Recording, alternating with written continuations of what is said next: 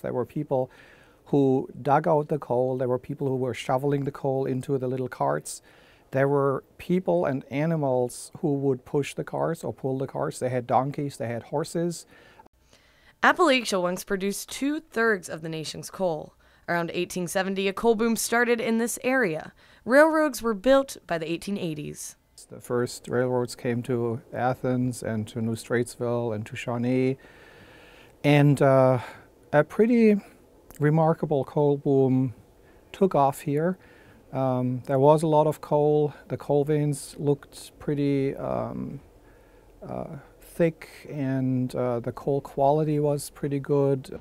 87% of Ohio's electricity is coal, and every American uses about 4 tons of this stuff a year. And the way coal is mined has evolved a lot in the last century. A pick and shovel. No, we didn't go that far back. We would mine coal the same way we mine it now, basically. We are called a surface mine. With technology comes improvements, and certainly with the equipment that's being used today is far superior than the equipment that was 5, 10, 15 years ago. We use primarily hydraulic shovels and rock trucks. That allows us to load the trucks up with the overburden and move the material where we need to reclaim the land right.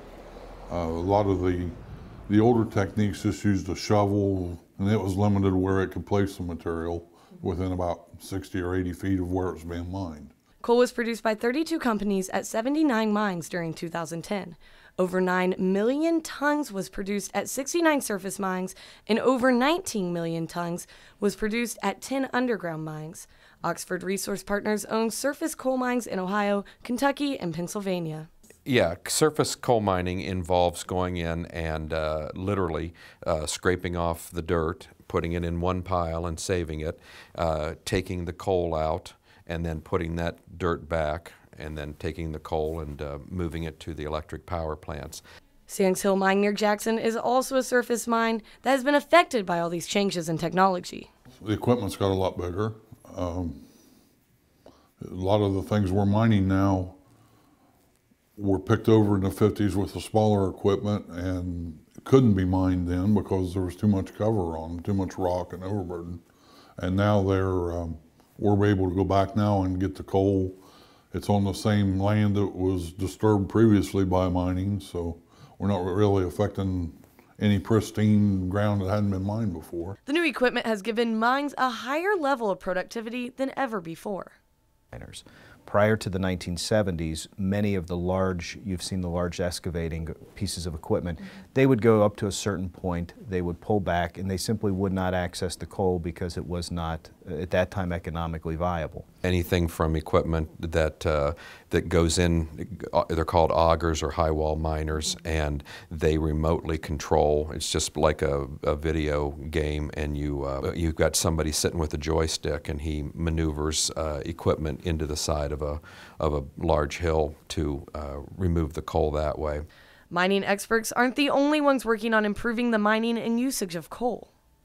So I think some of the projects that OU has been focused on over the years, but also not just OU, many of the Ohio universities, is looking at ways to sequester carbon, looking at ways to do a combined cycle way of combined cycle technology where you reduce the carbon that's coming out of the smokestack. One of the nice things with technology coming along is that the power plants now have all installed the type of technology that can take dirtier coal and clean it better than it was 20 or 30 years ago. What we're doing here in the coal center is finding ways to take coal and convert it into something cleaner, namely syngas, and then using that gas as an energy source for producing electricity. And we're using fuel cells for that energy production. A fuel cell is like a battery that is made out of stuff similar to bathroom tiles that takes the dirty stuff from coal and uses it to make electricity. Another form of converting energy that the university is working on is through gasifiers. We heat the steam up to unbelievably high temperatures. We essentially create a steam flame and inject it into the bottom of the gasifier so that the solid fuel that's falling hits that intense flame and is almost immediately gasified, converted from solid to a gas. Technology is not only cleaning up coal, but also preventing disasters like the one that happened here in Milford, Ohio in the 1930s that killed 82 miners from happening again. Well, mine safety, every coal miner wants to be safe, and every coal company wants to make sure that their miners are safe. You don't have a productive and well-run mine unless you have a safe mine. In Ohio, we put in place about 4 years ago, we put in place a mine safety rescue station located in Caddis, which has one of the top-notch facilities where miners can go and get trained in real-life conditions. And one thing that we have found over the years is historically, if miners know what to do in times of an accident, first thing is to get out of the mine. That's your number one priority. But also, when you're going to combat the dangers that are inside the mine, how do you react to that? So we have put in place a real-life training station that's one of the best in the nation.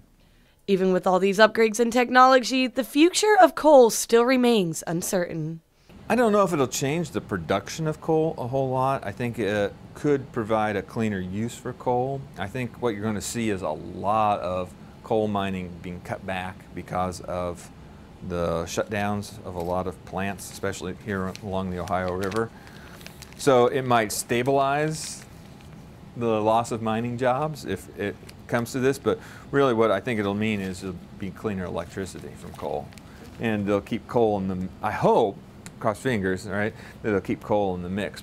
It's here to stay. I mean, coal is constantly being beat down. This is nothing new when we hear the demise of coal, but you know, it is frustrating. It's a dirty business. There's no getting around that. But you like and I like, we all like to be able to go over and literally with a flick of a switch have our power lights, our lights come on.